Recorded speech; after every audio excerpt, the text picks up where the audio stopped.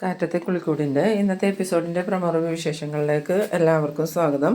അങ്ങനെ നിധിയും സുധീഷും ചെന്ന് യൂണിവേഴ്സിറ്റിയിൽ ആപ്ലിക്കേഷൻ ഫോമൊക്കെ ഫില്ല് ചെയ്ത് കൊടുത്തതും അവിടുത്തെ ആ ഒരു മേഡം നിധിയോട് വന്നിട്ട് പറയുന്നുണ്ട്, എന്തായാലും ഫോമൊക്കെ ഫില്ല് ചെയ്ത് സൈൻ ചെയ്ത് തന്നല്ലോ, ഇനി 2 ആഴ്ച കഴിഞ്ഞ് വന്നാൽ മതി, അപ്പോഴേക്കും ഞാനിവിടെ സർട്ടിഫിക്കറ്റ് റെഡിയാക്കി വെച്ചേക്കാമെന്ന് പറയുമ്പം നിധിക്ക് അത് കേട്ടിട്ട് ഭയങ്കര അത്ഭുതമാവുന്നുണ്ട്.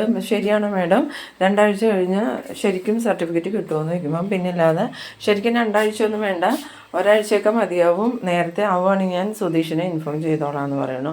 അത് കേട്ടതും നിധിക്ക് ഭയങ്കര സന്തോഷമായിട്ട് നിധി അതിന് നന്ദിയൊക്കെ പറയുന്ന സമയത്ത് അവർ പറയുന്നുണ്ട്, നിങ്ങളുടെ വിവാഹത്തെക്കുറിച്ചൊക്കെ സുധീഷ് പറഞ്ഞായിരുന്നു, ഭയങ്കര സാഹസികമായിട്ടാണല്ലോ നിങ്ങൾ വിവാഹമൊക്കെ കഴിച്ചതെന്ന് പറയുമ്പോൾ നിധി രൂക്ഷമായി തന്നെ സുധീഷിൻ്റെ നേരെ നോക്കുന്നുണ്ട്. ആ സമയത്ത് സുധീഷ് ഇങ്ങനെ മനസ്സിൽ വിചാരിക്കുന്നുണ്ട്, ഇവരിപ്പോൾ എന്തിനാ ഇതൊക്കെ പറയണേ. ആ സമയത്ത് നിധിയാണെങ്കിൽ ഇനിയിപ്പോൾ നിതീഷിനെ നാണം കെടുത്തണ്ടല്ലോ എന്ന് കരുതി ആ ശരിയാ മേഡം എന്നൊക്കെ പറയണു. പിന്നീട് ഇങ്ങോട്ട് മാറിയതും ഈ നിധി ചോദിക്കുന്നുണ്ട്, എന്തിനാ നിങ്ങൾ വിവാഹക്കാരി എല്ലാവരോടും പറയണേന്ന് ചോദിക്കുമ്പം ഞാനന്ന് അങ്ങനെ പറഞ്ഞതുകൊണ്ടാണ് മേഡം ഇപ്പോൾ ഇത് റെഡിയാക്കി തരാൻ തയ്യാറായത്. എന്തായാലും നമ്മളുടെ കഥ കേട്ടപ്പോഴാണ് മേഡത്തിന് താല്പര്യം ഉണ്ടായ, അല്ലാതെ ഈ വർഷം പാസ് ഔട്ടായ തൻ്റെ സർട്ടിഫിക്കറ്റ് ഇത്ര പെട്ടെന്ന് നഷ്ടപ്പെട്ടു പോയി എന്ന് പറഞ്ഞാൽ ആരെങ്കിലും വിശ്വസിക്കുമെന്ന്. ആ സമയത്ത് നിധി എന്നാൽ ശരി ശരി എന്ന് പറയുന്നുണ്ട്. പിന്നീട് സുധീഷ് നിധിയുടെ മനസ്സിൽ സുധീഷിനോട് എന്തെങ്കിലും ഇഷ്ടമുണ്ടോ എന്ന് അറിയാൻ വേണ്ടിയിട്ട് ചോദിക്കുന്നുണ്ട്. ഞാൻ മേഡത്തോട് സംസാരിച്ചപ്പം നിധിക്കിത് ഇഷ്ടപ്പെടാതിരുന്നു എന്ന് ചോദിക്കുമ്പോൾ ഞാനെന്തിനാ ഇഷ്ടപ്പെടാണ്ടിരിക്കണം, നിങ്ങൾ ആരോട് സംസാരിച്ചാൽ എനിക്ക് എന്താണെന്ന് ചോദിക്കണം. ആ സമയത്ത് സുധീഷ് മനസ്സിൽ വിചാരിക്കുന്നുണ്ട്, ഞാൻ ആരോട് സംസാരിച്ചാലും ഇവൾക്ക് പ്രശ്നമൊന്നുമില്ല.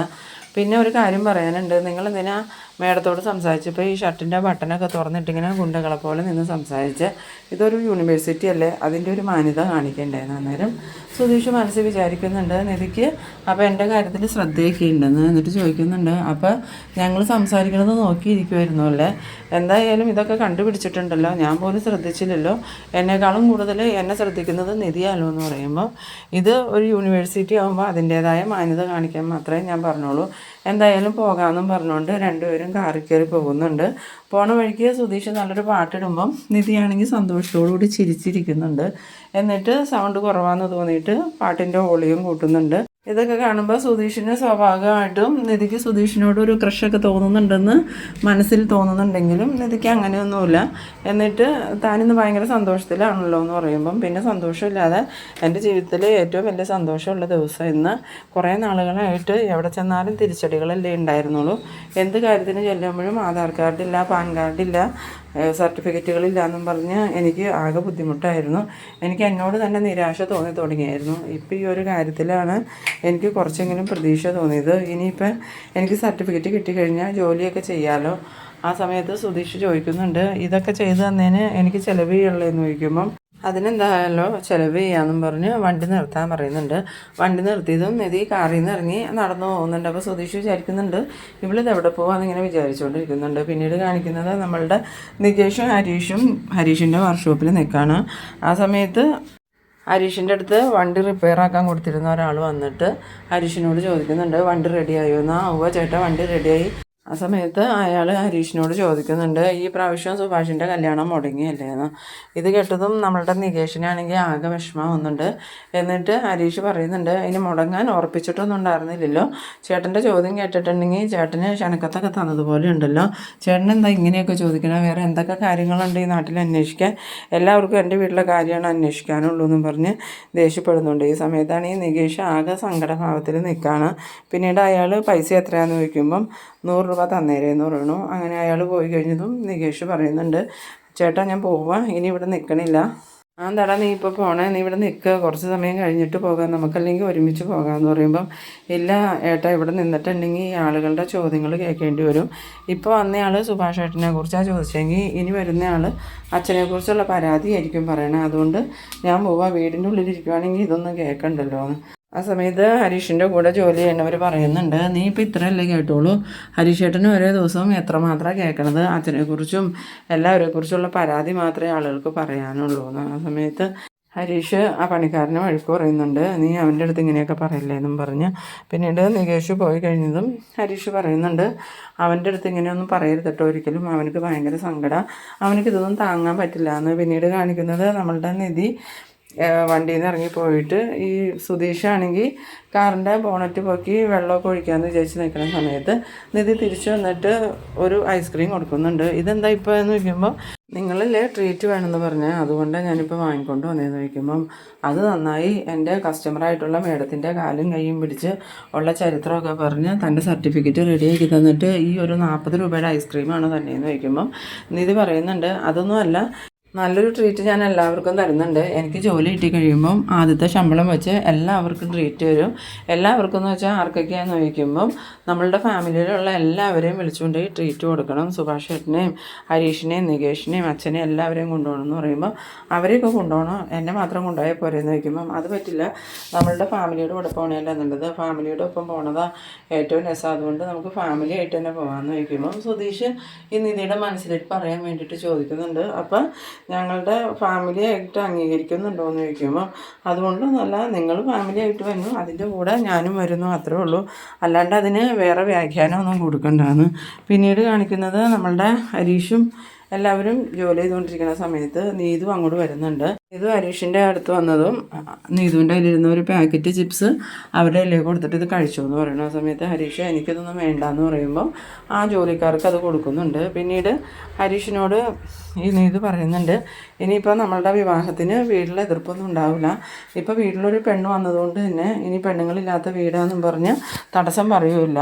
അങ്ങനെ ഹരീഷ് ആ സമയത്ത് ഈ സുഭാഷ് പറഞ്ഞത് ഓർക്കുന്നുണ്ട്, നിങ്ങളുടെ കൂടെ ജീവിക്കുന്നതാണ് എനിക്ക് സന്തോഷം, അല്ലാതെ വിവാഹം കഴിക്കുന്നതുമല്ല. നിങ്ങൾക്ക് ഭക്ഷണം ഉണ്ടാക്കി തന്ന് നിങ്ങളത് കഴിച്ച് സന്തോഷമായിട്ടിരിക്കുമ്പോൾ നിങ്ങളുടെ കൂടെ സംസാരിച്ച് നിങ്ങളുടെ കൂടെ കിടന്നുറങ്ങുന്നത് തന്നെയാണ് എൻ്റെ ജീവിതത്തിലെ ഏറ്റവും വലിയ സന്തോഷം എന്ന് ഈ സുഭാഷ് പറയുന്ന കാര്യം ഹരീഷ് ഓർക്കാണ്.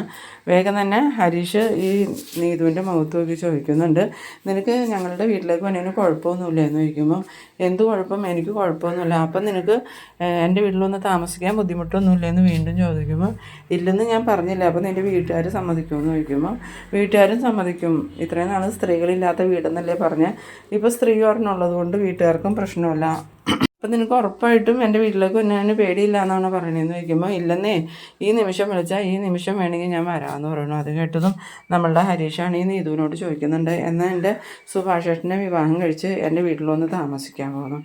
അത് കേട്ടതും നീതു ആണെങ്കിൽ ആകെ ഷോക്കാവുന്നുണ്ടെങ്കിലും നീ എന്താണ് തമാശ പറയണമെന്ന് ചോദിക്കുമ്പോൾ അല്ല, ഞാൻ സീരിയസ് ആയിട്ട് തന്നെ പറഞ്ഞതാണ്, നിനക്ക് എൻ്റെ വീട്ടിലൊന്ന് താമസിക്കാൻ ബുദ്ധിമുട്ടില്ല എന്നല്ലേ പറഞ്ഞ്, അതുകൊണ്ട് നീ എൻ്റെ സുഭാഷേട്ടനെ വിവാഹം കഴിച്ച് എൻ്റെ വീട്ടിലോട്ട് വന്ന്.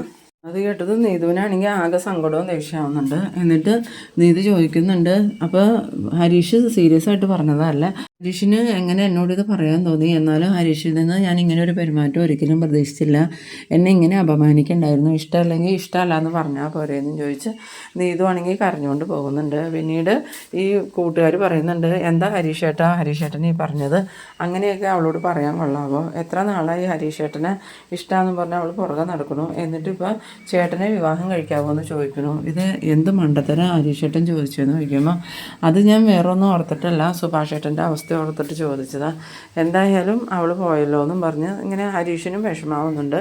പിന്നീട് കാണിക്കുന്നത് നമ്മളുടെ നികേഷും കൂടി ഈ സുഭാഷ് വന്നിട്ട് ഭക്ഷണം കഴിക്കാമെന്നും പറഞ്ഞ് വെയിറ്റ് ചെയ്യുന്നുണ്ട്. ആ സമയത്ത് സുഭാഷും സുധീഷും കൂടെ വീട്ടിലേക്ക് വരുന്നുണ്ട്. എന്നിട്ട് സുഭാഷ് വന്ന പാടെ നിധിയോടൊക്കെ മോള് ഭക്ഷണം കഴിച്ചു എന്ന് ചോദിക്കുമ്പം ഇല്ല, സുഭാഷേട്ടൻ വന്നിട്ട് കഴിക്കാമെന്ന് വിചാരിച്ചിരുന്നതാന്ന് പറയുമ്പോൾ അതെന്തിനാ ഞാൻ വരുന്നത് നോക്കണേ, നിങ്ങൾക്ക് വിശക്കുമ്പോൾ കഴിക്കാൻ പാടില്ല എന്ന് ചോദിക്കുമ്പം അത് ശരിക്കും വിശക്കുമ്പോഴല്ലേ കഴിക്കാൻ പറ്റുള്ളൂ, സത്യത്തിൽ ഞങ്ങൾക്ക് വിശന്നില്ല, അതുകൊണ്ടാണ് ഞങ്ങൾ ഭക്ഷണം കഴിക്കാണ്ടിരുന്നതെന്ന്. ആ സമയത്ത് സുഭാഷ് പറയുന്നുണ്ട്, എന്നാൽ എടുത്ത് കഴിക്കുമെന്ന് പറയുമ്പം നിങ്ങൾ കൈ കഴുകിയിട്ട് വാ, ഞാൻ അപ്പോഴേക്കും ഭക്ഷണമൊക്കെ എടുത്ത് വയ്ക്കാമെന്ന് നിധി പറയുന്നുണ്ട്. അങ്ങനെ നിധി ഭക്ഷണം എടുത്ത് വയ്ക്കാൻ പോണ സമയത്ത് ഈ സുധീഷാണെങ്കിൽ ഒരു കള്ളച്ചുമ ചുമയ്ക്കുന്നുണ്ട്. അന്നേരം നിധി എന്താണെന്നറിയാൻ വേണ്ടി ഇങ്ങനെ തിരിഞ്ഞു നോക്കിയതും സുധീഷ് ചോദിക്കുന്നുണ്ട്, ശരിക്കും സുഭാഷേട്ടൻ വരാൻ വേണ്ടി കാത്തുനിന്നതാണോ അതോ ഞാൻ വന്നിട്ട് ഭക്ഷണം കഴിക്കാൻ വേണ്ടി കാത്തുനിന്നതാണോ എന്ന് ചോദിക്കുമ്പം നിധി പറയുന്നുണ്ട്, ഇല്ല, സുധീഷ് വരുമെന്ന് പോലും ഞങ്ങൾക്ക് അറിയില്ലായിരുന്നു, സുഭാഷേട്ടൻ വരാൻ വേണ്ടിയിട്ട് തന്നെ നിന്നത്, ഇനിയിപ്പോൾ സുധീഷ് വരുമെന്ന് അറിഞ്ഞിരുന്നെങ്കിൽ ഞങ്ങൾ ഭക്ഷണമായിട്ട് സുഭാഷേട്ടൻ്റെ സൈറ്റിലോട്ട് പോയിട്ട് അവിടെ ഇരുന്ന് ഭക്ഷണം കഴിച്ചേനേന്ന്. ആ സമയത്ത് നികേഷും പറയുന്നുണ്ട്, അത് എടുത്തി പറഞ്ഞത് നേരാന്ന്. അന്നേരം സുധീഷാണെങ്കിൽ നല്ലോണം ചമ്മിയ രീതിയിലാവുന്നുണ്ട്. പിന്നീട് എല്ലാവരും വട്ടം ഇരുന്ന് ഭക്ഷണമൊക്കെ കഴിക്കുന്ന സമയത്ത് നമ്മളുടെ നീതു ആണെങ്കിൽ കരഞ്ഞുകൊണ്ട് അങ്ങോട്ട് വരുന്നുണ്ട്. നീതുവിൻ്റെ വരവ് കണ്ടതും ഈ നികേഷ് പറയുന്നുണ്ട്, ഈ കുടത്തിലെ ഭൂതം പറയൂലേ, അതുപോലെ ഒരു ഭൂതം ഇപ്പം ഇങ്ങോട്ട് വരുന്നുണ്ടെന്ന്. അതാരാന്ന് ചോദിക്കുമ്പോൾ വേറെ ആരുമല്ല, ഹരീഷേട്ടൻ്റെ ഭൂതം വന്നത് നീതു അങ്ങനെ എല്ലാവരും നോക്കുന്ന സമയത്ത് നീതുവാണെങ്കിൽ കരഞ്ഞുകൊണ്ട് ഇവരുടെ വീട്ടിലേക്ക് കയറി വരാണ്.